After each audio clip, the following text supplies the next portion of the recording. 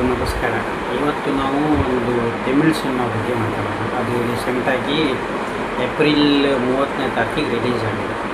ಧನುಷ್ ಅವರು ಕರ್ರ ಸ್ವಾಮಿ ಅಂತೇಳಿ ಶಾರ್ಟ್ಕಟಾಗಿ ಅವ್ರು ಕರ್ರ ಅಂತ ಇಟ್ಟಿದ್ದಾರೆ. ಸೊ ಅದು ತಮಿಳ್ ಸಿನಿಮಾ, ಅದು ಧನುಷ್ ಅವ್ರು ಮಾಡಿರೋದು ರೀಸೆಂಟಾಗಿ. ಚೆನ್ನಾಗಿದೆ ಸಿನಿಮಾ. ಸೊ ಸಿನಿಮಾದೊಂದು ಸ್ಟೋರಿ ಲೈನ್ ನಿಮ್ಗೆ ಹೇಳ್ಬೇಕು ಚಿಕ್ಕದಾಗಿ. ಒಟ್ಟು ಸಿನಿಮಾ ಸೂಪರಾಗಿದೆ. ಕಾನ್ಸೆಪ್ಟ್ ಸ್ಟೋರಿ ಚೆನ್ನಾಗಿದೆ. ಅದು ಒಂದು ರೆಟ್ರೋ ಇದರಲ್ಲಿ ನಡೆಯುವಂಥದ್ದು ಒಂದು ಸಿನಿಮಾ. ಅಂದರೆ ಒಂದು ಸ್ವಲ್ಪ 1990s ನಡೆಯುವಂಥ cinema, before CCTV camera. So ಆವಾಗ ಚಿಕ್ಕದಾಗಿ ನಿಮಗೊಂದು ಸ್ಟೋರಿ ಲೈನ್ ಹೇಳ್ಬಿಡ್ತೀನಿ. ಸ್ಟೋರಿ ಲೈನ್ ಏನಪ್ಪ ಅಂತಂದರೆ, ಇದರಲ್ಲಿ ಒಂದು ಸೀದಾ ಸಾದ ಮನೆಯಲ್ಲಿ ಒಬ್ಬ ಧನುಷ್ ಅವ್ರದ್ದು ಕ್ಯಾರೆಕ್ಟರ್ ಏನಂದರೆ, ಸೀದಾ ಸಾದ ಮನೆಯಲ್ಲಿ ಅವನು ಹುಟ್ಟಿರ್ತಾನೆ. ಅವನೇನೋ ಒಂದು ಕಳ್ತನ ಮಾಡ್ಬೋದು ಮನೆ ಬಿಟ್ಟು ಹೋಗಿರ್ತಾನೆ. ಸೊ ಮನೆ ಬಿಟ್ಟು ಹೋಗಾದ್ಮೇಲೆ ಅವನು ಅಲ್ಲಿ ಕಳ್ತನ ಮಾಡ್ಕೊಂಡು ಜೀವನ ನಡೆಸ್ತಾ ಇರ್ತಾನೆ.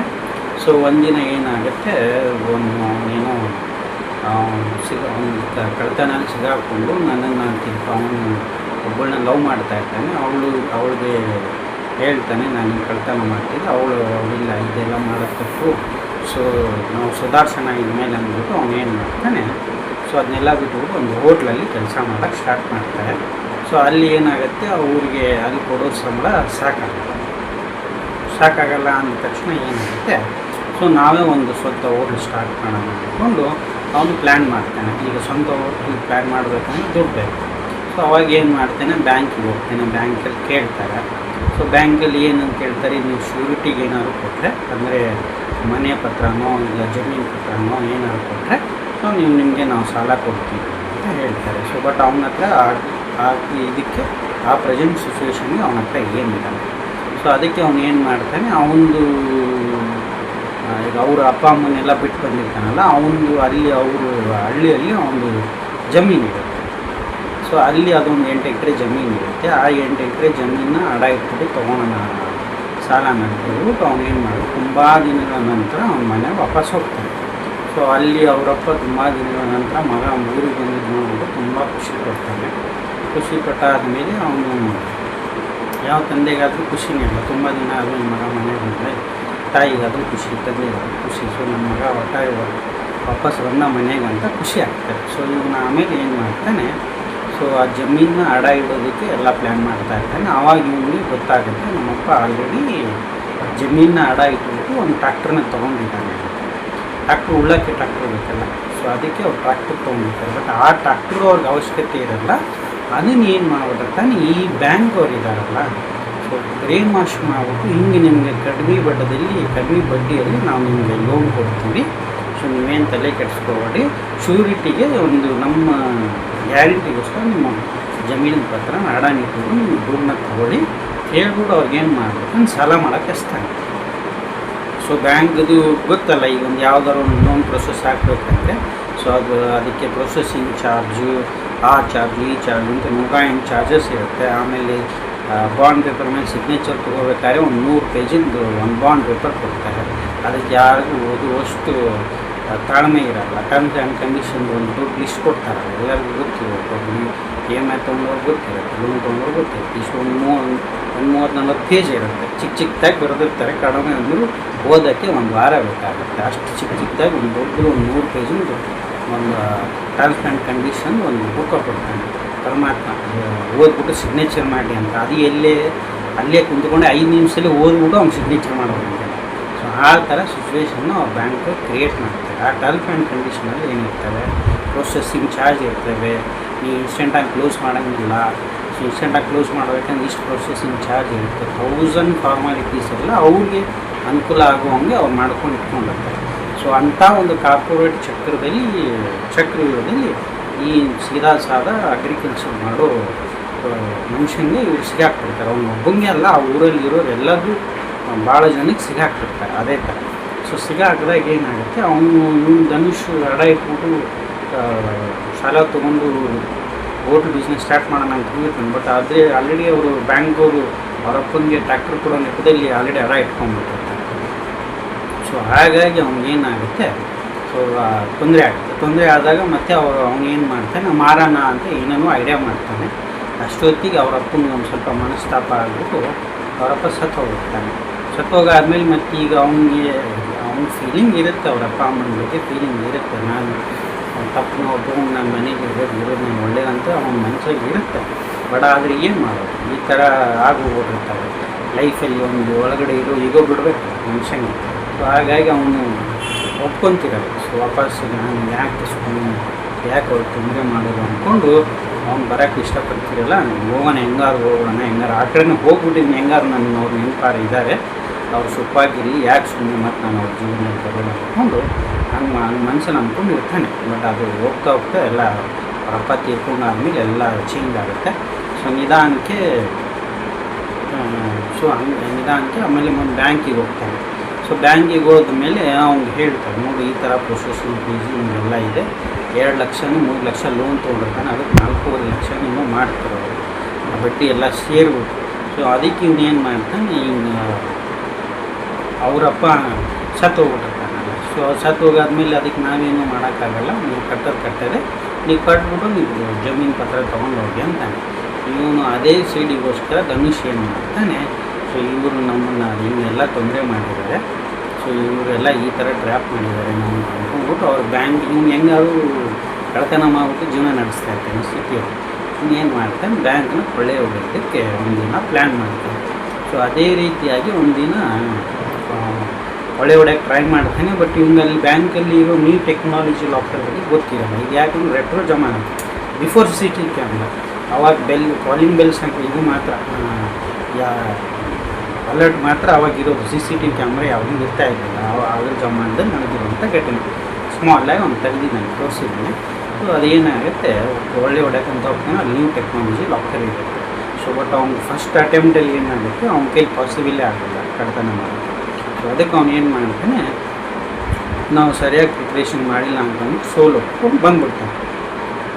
ಮಸ್ಟ್ ನಿಧಾನಕ್ಕೆ ಏನು ಮಾಡ್ತಾನೆ, ಮತ್ತು ಅವ್ರದ್ದು ಇನ್ನೊಂದು ಬ್ರ್ಯಾಂಚಲ್ಲಿ ಈ ಸತ ಪೂರ ಪ್ರಿಪ್ರೇಷನ್ ಮಾಡ್ಕೊಂಡು ಹೋಗ್ತಾನೆ. ಪ್ರಿಪ್ರೇಷನ್ ಮಾಡ್ಕೊಂಡು ಹೋಗ್ಬಿಟ್ಟು ಅವ್ನು ಕಟ್ಟೋದು ಎಷ್ಟಿರುತ್ತೆ, 3 ಲಕ್ಷ ಏನೋ ಲೋನ್ ತೊಗೊಂಡಿರ್ತಾನೆ.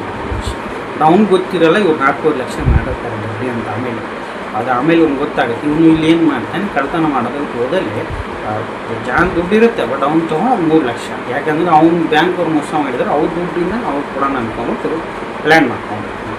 ಸೊ ಆಮೇಲೆ ಅವ್ನು ಏನು ಮಾಡ್ತಾನೆ, ಅಲ್ಲಿಂದ 3 ಲಕ್ಷ ಮಾತ್ರ ತೊಗೊಂಡ್ಬಿಟ್ಟು ಅದು ಏನು ಮಾಡ್ತಾನೆ, ಮತ್ತು ಮಾರ್ನಿಂಗ್ ಹೋಗ್ಬಿಟ್ಟು, ಯಾಕಂದರೆ ಅದೇ ನೋಟ್ ಸೀರಿಯಲ್ ನಂಬರ್ ಗೊತ್ತಾಗುತ್ತಲ್ಲ, ಸೀರಿಯಲ್ ನಂಬರಿಂದ ಗೊತ್ತಾಗುತ್ತೆ ಅಂದ್ಬಿಟ್ಟು ನನ್ನ ಕಂಡಿದ್ದಾರೆ ಅಂದ್ಬಿಟ್ಟು ಏನು ಮಾಡ್ತಾನೆ, ಅವ್ನು ಸ್ವಲ್ಪ ತಲೆ ಚೆನ್ನಾಗಿ ಓಡಿಸಿರ್ತಾನೆ.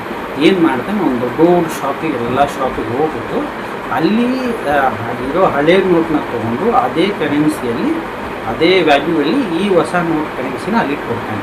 ಸೊ ಹಾಗೆ ಎಕ್ಸ್ಚೇಂಜ್ ಮಾಡಿಕೊಂಡು ಮರುದಿನ ಬ್ಯಾಂಕಿಗೆ ಹೋಗ್ತಾನೆ, ಸಬ್ಮಿಟ್ ಮಾಡಿ, ನೋಡಿ ನಾವು ಹಿಂಗೆ ಕ್ಲೋಸ್ ಮಾಡೋಕ್ಕೆ ಬ್ಯಾಂಕ್ ಲೋನ್ ಹಿಂಗೆ ನಾವು ಹಿಂಗೆ ಲೋನ್ ತೊಗೊಂಡಿದ್ವಿ, ನಮ್ದು ಹಿಂಗೆ ಬಿಡಿಸ್ಕೊಳಕ್ಕೆ ಬಂದಿದ್ದೀವಿ, ಸೊ ನೀವು ಲೋನ್ನ ಚುಕ್ತ ಮಾಡ್ಕೊಂಡು ನಮ್ಮದು ಪತ್ರ ಎಲ್ಲ ನಮ್ಮ ಕಾಗದ ಪತ್ರ ಎಲ್ಲ ಕೊಟ್ಬಿಡಿ, ನಮ್ಮ ಜಮೀನು ಪತ್ರ ಕೊಡಿ ಅಂತ ಕೇಳ್ತಾನೆ. ಸೊ ಅವನು ಮ್ಯಾನೇಜರ್ ಅಲ್ಲಿ ಕೂತ್ಕೊಂಡು ಕ್ಯಾಲ್ಕುಲೇಟರ್ ತೊಗೊಂಡು ಲೆಕ್ಕ ಮಾಡ್ತಾನೆ. Processing fees, pre closing charges ಇದನ್ನೆಲ್ಲ ಕ್ಯಾಲ್ಕುಲೇಟ್ ಮಾಡಿ ನೋಡಿದಾಗ ಅದನ್ನು 4.5 ಲಕ್ಷ ಕೊಟ್ಟು ಹೋಗ್ಬಿಡುತ್ತೆ. ಸೊ ಇವನು ಪಾಪ ಒಂದು 3 ಲಕ್ಷ ತೊಗೊಂಬಂದಿರ್ತಾನಲ್ಲ, 3 ಲಕ್ಷ ತೊಗೊಂಬಂದಿರ್ತಾನೆ. ಸೊ ಇವ್ನಿಗೆ ಇನ್ನೂ 1.5 ಲಕ್ಷ ಕಡಿಮೆ ಬಿದ್ದಿರುತ್ತೆ. ಸೊ ಹಾಗಾಗಿ ಅವ್ನಿಗೆ ತೊಂದರೆ ಆದಾಗ ಮತ್ತು ಅವ್ನಿಗೆ ಮತ್ತೆ ಅಲ್ಲಿ ಅವ್ರು ಚೀಟ್ ಮಾಡೋದು ಕಾಣುತ್ತೆ. ಮತ್ತು ಇವ್ನು ಏನು ಮಾಡ್ತಾನೆ, ಮತ್ತೆ ಇವ್ರಿಗೆ ಹಿಂಗಾದರೆ ಒಳ್ಳೆಯದಾಗಲ್ಲ, ಇವ್ರು ಮತ್ತೆ ಕೊಳ್ಳೆ ಹೊಡೆದ್ಬಿಟ್ಟು ಕೊಡೋಣ ಅಂದ್ಕೊಂಡು ಆ 3 ಲಕ್ಷನ ಕೊಟ್ಟು ರೆಸಿಪ್ಟ್ ತೊಗೊಂಡೋಗ್ತಾನೆ. ಯಾಕಂದರೆ ಅಲ್ಲಿ ಒಬ್ಬ ಪೊಲೀಸು ಆಲ್ರೆಡಿ ಕೊಳ್ಳೆ ಹೊಡೆದಿದ್ದ ವಿಚಾರದಲ್ಲಿ ಇನ್ಸ್ಪೆಕ್ಷನ್ ಬಂದಿರ್ತಾನೆ. ಸೊ ಸೈಲೆಂಟಾಗಿ ಹೋಗ್ತಾನೆ. ಹೋಗಾದ್ಮೇಲೆ ಏನು ಮಾಡ್ತಾನೆ, ಸೊ ಮತ್ತೆ ನೆಕ್ಸ್ಟ್ ದರೋಡೆಗೆ ಪ್ಲ್ಯಾನ್ ಮಾಡ್ತಾ ಇರ್ತಾನೆ. ಬಟ್ ಅವ್ನಿಗೆ ಅಷ್ಟು ಅನ್ನೋದ್ರಲ್ಲಿ ಅಲ್ಲಿರೋ ಬ್ಯಾಂಕ್ ಮ್ಯಾನೇಜರ್ ಅವನು ಕದಿಮ ಇವ್ರ ಅಪ್ಪನಿಗೆ ಟ್ರ್ಯಾಕ್ಟರ್ ಕೊಡಿಸಿರ್ತಾನಲ್ಲ, ಸುಳ್ಳು ಹೇಳ್ಬೋದು, ಈ ಥರ ಯಾವುದು ಏನು ಫೀಸು ಗೀಸು ಇದರ ವಿಚಾರ ಯಾವುದೋ ಅವ್ರು ಕ್ಲಿಯರಾಗಿ ಹೇಳಿರಂಗಿಲ್ಲ. ಅವ್ರಿಗೇನೋ ಟ್ರ್ಯಾಕ್ಟರ್ ಬರುತ್ತೆ, ಹಿಂಗೆ ಇಟ್ಕೊಂಡು ಇಟ್ಕೊಂಡು ಕೊಡ್ತಾರೆ, ಆಮೇಲೆ ವಾಪಸ್ ಕೊಟ್ಟರಾಯ್ತು ಅನ್ನೋ ಮೈಂಡಲ್ಲಿ ಕೊಟ್ಟಿರ್ತಾರೆ. ಈ ಪ್ರೊಸೆಸಿಂಗ್ ಫೀಸು, ಈ ಪ್ರೀ ಕ್ಲೋಸಿಂಗ್ ಚಾರ್ಜಸ್ಸು, ಈ ಇಷ್ಟೊಂದು ಇಂಟ್ರೆಸ್ಟು ಅವ್ರಿಗೆ ಯಾವುದೂ ನೀಟಾಗಿ ಹೇಳಿರಂಗಿಲ್ಲ ಮ್ಯಾನೇಜರ್. ಆ ಮ್ಯಾನೇಜರ್ ಅವ್ನು ಕದಿಮ, ಅವನು ಏನು ಮಾಡಿಬಿಡ್ತಾನೆ, ಸೊ ಇವರೇ ಕಳು ಮಾಡಿದ್ದಾನೆ, ಇವನೇ ಕಳು ಮಾಡಿದ್ದಾನೆ ಅಂತ ಅವ್ನು ಗೊತ್ತಿರೋದು. ಬಟ್ ಅವ್ನು ಬ್ಯಾಂಕ್ ಮ್ಯಾನೇಜರ್ ಕೂಡ ಅವ್ನು ಇನ್ನೂ ದೊಡ್ಡ ಕಡಿಮೆ ಆಗಿರ್ತಾನೆ. ಸೊ ಅವನು ಸಾಹೇಬ ಏನು ಮಾಡ್ತಾನೆ, ನೀನು ನೋಡು ನೀನು ಕದೀತಾ ಇದೆ ಅಂತ ನನಗೆ ಗೊತ್ತು, ಸೊ ಒಂದು ಕೆಲಸ ಮಾಡು, ನೀನು ನೆಕ್ಸ್ಟ್ ಬ್ಯಾಂಕ್ನ ಕದಿ, ಅದ್ರಲ್ಲಿ ನನಗೆ ಇಷ್ಟು ಪರ್ಸೆಂಟ್ ಅಂತ ದುಡ್ಡು ಕೊಡು, ನೀ ಇಷ್ಟು ಪರ್ಸೆಂಟ್ ಅಂತ ಕೊಡು ಅಂತ ಒಂದು ಸೆಟಲ್ಮೆಂಟ್ ಮಾಡೋಕ್ಕಂತ ಬರ್ತಾರೆ. ಬಟ್ ಇವ್ನು ಕಳ್ಳತನ ಮಾಡಬೇಕಂತ ಮಾಡೋ ವಿಷಯ ಅಲ್ಲ. ಇವನು ನನಗೆ ಬ್ಯಾಂಕ್ ತೊಂದರೆ ಮಾಡಿದರೆ ಅದಕ್ಕೆ ನಾನು ಬ್ಯಾಂಕಿಗೆ ವಾಪಸ್ ತಿರುಗಿ ಕೊಡಬೇಕು ಅನ್ನೋ ಇಂಟೆನ್ಷನಿಂದ ಈ ಕಳ್ಳತನ ಮಾಡೋದು. ಸೊ ಹಾಗಾಗಿ ಏನು ಮಾಡುತ್ತೆ ನೆಕ್ಸ್ಟಲ್ಲಿ, ಸೊ ಅವನೇನು ಮಾಡ್ತಾನೆ, ಒಪ್ಕೊಳಕ್ಕೆ ಹೋಗಲ್ಲ ಅಂದ ತಕ್ಷಣ ಇವನು ಬ್ಯಾಂಕ್ ಮ್ಯಾನೇಜರು ಇದನ್ನೇ ಅವನು ಇದನ್ನ ಇಟ್ಕೊಂಡ್ಬಿಟ್ಟು ಏನು ಮಾಡ್ತಾನೆ, ಬೇರೆ ಒಂದು ಟೀಮ್ನ ಫಾರ್ಮ್ ಮಾಡ್ತಾನೆ. ಇದೇ ರೀತಿಯಲ್ಲಿ ಕದ್ಬಿಟ್ಟು ಆ ಕಳ್ಳತನ ಇವನ ತಲೆ ಮೇಲೆ ಹಾಕೋದು ಹೇಳ್ಬಿಟ್ಟು ಅವ್ನು ಪ್ಲ್ಯಾನ್ ಮಾಡಿ ಅವ್ನ ಬ್ರ್ಯಾಂಚನ್ನೇ ಬೇರೆ ಬ್ರ್ಯಾಂಚ್ ಎಲ್ಲ ಇನ್ಫಾರ್ಮೇಷನ್ ಎಲ್ಲ ತಗೊಂಬಂದಿರೋ ಕಳ್ಳರಿಗೆಲ್ಲ ಇನ್ಫಾರ್ಮೇಷನ್ ಕೊಟ್ಬಿಟ್ಟು ಕದೀತಾ ಇರ್ತಾನೆ. ಸೊ ಒಟ್ಟಾರೆ ಇದೆಲ್ಲ ಸೇರಿಬಿಟ್ಟು ಈಗ ಧನುಷ್ ಮೇಲೆ ಬರ್ತಾ ಇರುತ್ತಲ್ಲ ಕೇಸ್. ಈಗ ಧನುಷ್ ಅದು ಹೆಂಗೆ ಸಾಲ್ವ್ ಮಾಡೋದು? ಸೊ ಧನುಷ್ ನಿಧಾನಕ್ಕೆ ಸಾಲ್ವ್ ಮಾಡ್ತಾನೆ. ಸೊ ಅದೇ ಇದರಲ್ಲಿ ಬರೋ ಸಸ್ಪೆನ್ಸ್ ಥ್ರಿಲ್ಲರ್. ಆ ಸಸ್ಪೆನ್ಸ್ ಥ್ರಿಲ್ಲರ್ ನಿಮ್ಗೆ ಅಡ್ವಾನ್ಸ್ ಹೇಳಿದ್ರೆ ಸರಿ ಅನಿಸಲ್ಲ, ಬಟ್ ಅದನ್ನ ನೀವು ಸಿನಿಮಾ ನೋಡಿ ತಿಳ್ಕೊಳ್ಳಿ. ಆಮೇಲೆ ದಯಮಾಡಿ ನಿಮ್ಗೆ ಎಲ್ಲರಿಗೂ ಹೇಳ್ತೀನಿ, ಈ ಬ್ಯಾಂಕಲ್ಲಿ ಲೋನ್ ತೊಗೊಳೋರು ಮಾಡೋರು ಸ್ವಲ್ಪ ದಯಮಾಡಿ ಒಂದು ಸಾರಿ ಬಿಟ್ಟು 10 ಸಾರಿ ಆಲೋಚನೆ ಮಾಡಿ, ಆಮೇಲೆ ಎಲ್ಲರಿಗಿಂತ ಹೆಚ್ಚಾಗಿ ಅದನ್ನು ಪೆನ್ ಪೇಪರ್ ತೊಗೊಂಡು ಬರೆದ್ಬಿಟ್ಟು ನೋಡಿ ಎಷ್ಟು ಇಂಟ್ರೆಸ್ಟ್ ಅವ್ನು ನಿಮ್ಮ ಕಡೆಯಿಂದ ತೊಗೊಳ್ತಾ ಇದ್ದಾನೆ, ಎಷ್ಟು ಪರ್ಸೆಂಟೇಜ್, ಫ್ರೀ ಕ್ಲೋಸಿಂಗ್ ಚಾರ್ಜಸ್, ಇದೆಲ್ಲದನ್ನು ಮುಂಚೆದನ್ನೇ ಆಲೋಚನೆ ಮಾಡಿ. ಅವಸರದಲ್ಲಿ ಯಾರೂ ಈ ಲೋನ್ನ ತೊಗೊಳಕ್ಕೆ ಹೋಗಬೇಡಿ. ಬೈ ಮಿಸ್ಟೇಕ್ ಅದು ನಿಮಗೆ ಅಷ್ಟೊಂದು ಅವಶ್ಯಕತೆ ಇಲ್ಲ, ಅದನ್ನು ಸ್ವಲ್ಪ ಪೋಸ್ಟ್ಪೋನ್ ಮಾಡೋದು ನಡೆಯುತ್ತೆ ಅನ್ನೋದು ಯಾವ್ದಾದ್ರು ಕೆಲಸ ಇದ್ದರೆ ದಯಮಾಡಿ ನೀವು ಅದನ್ನು ಏನು ಮಾಡಿ ಪೋಸ್ಟ್ಪೋನ್ ಮಾಡಿ, ಸ್ವಲ್ಪ ಹಣ ಕೂಡಿಕ್ಕೆ ಆಮೇಲೆ ಕೆಲಸ ಮಾಡಿ. ಸೊ ಸುಮ್ಮನೆ ಅನ್ವಾಂಟೆಡಾಗಿ ಇವ್ರಿಗೆ ನೀವು ಬಡ್ಡಿ ಕಟ್ಟೋದಾಯಿತು, ಪ್ರೀ ಕ್ಲೋಸಿಂಗ್ ಚಾರ್ಜಸ್ ಆಯಿತು, ಪ್ರೊಸೆಸಿಂಗ್ ಫೀಸ್ ಆಯಿತು, ಇದೆಲ್ಲ ಕೊಡೋದು ತಪ್ಪುತ್ತೆ. ಅದಕ್ಕಿಂತ ಹೆಚ್ಚಾಗಿ ನೋಡಿ, ಇವಾಗ ನಿಮ್ಗೊಂದು 50-60 ಸಾವಿರ ಸಂಬಳ ಬರ್ತಾಯಿದೆ, ಅವ್ನು 30 ಸಾವಿರ ನಿಮ್ಮ ಹತ್ರ ಕಿತ್ಕೊಂಡು ಹೋಗ್ಬಿಟ್ರೆ 20 ಸಾವಿರ ಅಲ್ಲಿ ಒಂದು ಕುಟುಂಬ ನಡೆಸೋದು ಭಾಳ ಕಷ್ಟ. ಯಾಕೆಂದರೆ 10 ಸಾವಿರ ಬಾಡಿಗೆ ಕೊಟ್ಟೋಗುತ್ತೆ, 10 ಸಾವಿರದಲ್ಲಿ ನಿಮಗೆ ಆ ಸಣ್ಣ ಪುಟ್ಟ ರೇಷನ್ ಇದೆ ಅದರಲ್ಲಿ ಹೋಗುತ್ತೆ. ನಿಮ್ಮ ಬಾಕಿ ನೀವೇನಾದ್ರು ಒಂದು ವೆಹಿಕಲ್ ತೊಗೊಂಡ್ರೆ ಅದರದ್ದೆಲ್ಲ ಮತ್ತೆ ಕ್ರೆಡಿಟ್ ಕಾರ್ಡಲ್ಲೇ ಮತ್ತೆ ಉಜ್ಜಬೇಕಾಗುತ್ತೆ. ಅದೆಲ್ಲರಿಗೂ ಗೊತ್ತಿರೋದೇ, ಬಟ್ ದಯಮಾಡಿ ಎಲ್ಲರೂ ಲೋನ್ ತೊಗೊಳ್ತೀನಿ ಮುಂಚೆ ಸ್ವಲ್ಪ 10 ಸಾರಿ ಆಲೋಚನೆ ಮಾಡಿ. ಆಮೇಲೆ ಬ್ಯಾಂಕವರು ತುಂಬ ಕ್ರಿಮಿನಲ್ ಮೈಂಡ್ ಇರ್ತಾರೆ. ಸೊ ಅವ್ರು ಮಾಡೋದೇನು ತಪ್ಪಲ್ಲ, ಇದೊಂದು ಕಾರ್ಪೊರೇಟ್ ಸರ್ಕಲ್ ಇದೆ. ಯಾಕಂದರೆ ಅವನು ನಮ್ಮ ಥರನೇ ಒಬ್ಬ ವರ್ಕರ್, ಬಟ್ ಆದರೆ ಆ ಚಕ್ರದಲ್ಲಿ ನೀವು ಸಿಕ್ಕಾಕೊಳ್ಳೋದಂಗೆ ನೋಡ್ಕೊಳ್ಳಿ. ಅದೇ ಜಾಣತನ ಇದರಲ್ಲಿ ಇರೋ, ಕಲಿಯುಗದಲ್ಲಿ ಇರೋದು ಅದೇ ಜಾಣತನ. ಆಮೇಲೆ ಈ ಸಿನಿಮಾದ ಹೆಸರು ಕರ್ರಸ್ವಾಮಿ, ಬಟ್ ಅವ್ರು ಶಾರ್ಟ್ಕಟಾಗಿ ಕರ್ರ ಅಂತ ಇಟ್ಟಿದ್ದಾರೆ. ಬಟ್ ಎಲ್ಲರೂ ನೋಡಿ ಸಪೋರ್ಟ್ ಮಾಡಿ, ದಯಮಾಡಿ ನೆಗೆಟಿವ್ ರಿವ್ಯೂನ ಕೊಡಬೇಡಿ. ಯಾಕಂದರೆ ಒಂದು ಸಿನಿಮಾ ತೆಗಿಬೇಕಂದ್ರೆ 100 ದಿನಗಳ ಶ್ರಮ ಇರುತ್ತೆ, ಒಂದು ಟೀಮಲ್ಲಿ ಶ್ರಮ ಇರುತ್ತೆ, 100 ಜನ ಶ್ರಮ ಇರುತ್ತೆ.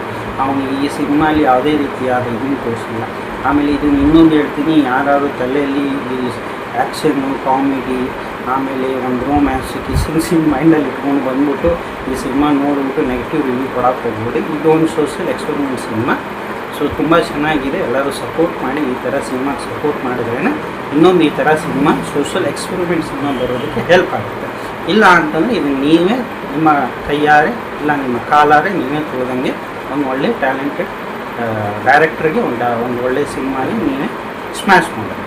ಸೊ ದಯಮಾಡಿ ಇದು ಆ್ಯಕ್ಚುಲಿ ಕನ್ನಡದಲ್ಲಿ ರಿಲೀಸ್ ಆಗಿಲ್ಲ ಸಿನಿಮಾ. ಫಸ್ಟ್ ಆಫ್ ಆಲ್ ಈಗ ಅದನ್ನೇ ಹೇಳ್ಬೇಕು, ಇದು ತೆಲುಗು, ತಮಿಳ್. ಫಸ್ಟ್ ಇದು ತಮಿಳ್ ಸಿನಿಮಾ ತೆಲುಗಲ್ಲಿ ಡಬ್ ಮಾಡಿ ರಿಲೀಸ್ ಮಾಡಿದ್ದಾರೆ. ಆಲ್ಮೋಸ್ಟ್ ಅಲ್ಲಿ ಧನುಷ್ ಸಿನಿಮಾ ತೆಲುಗಲ್ಲಿ ರಿಲೀಸ್ ಆಗುತ್ತೆ. ಸೊ ನಾನು ತೆಲುಗಲ್ಲಿ ನೋಡಿದ್ದೀನಿ, ನನಗೂ ಸ್ವಲ್ಪ ತೆಲುಗು ಅರ್ಥ ಆಗುತ್ತೆ, ತಮಿಳು ಅರ್ಥ ಆಗುತ್ತೆ.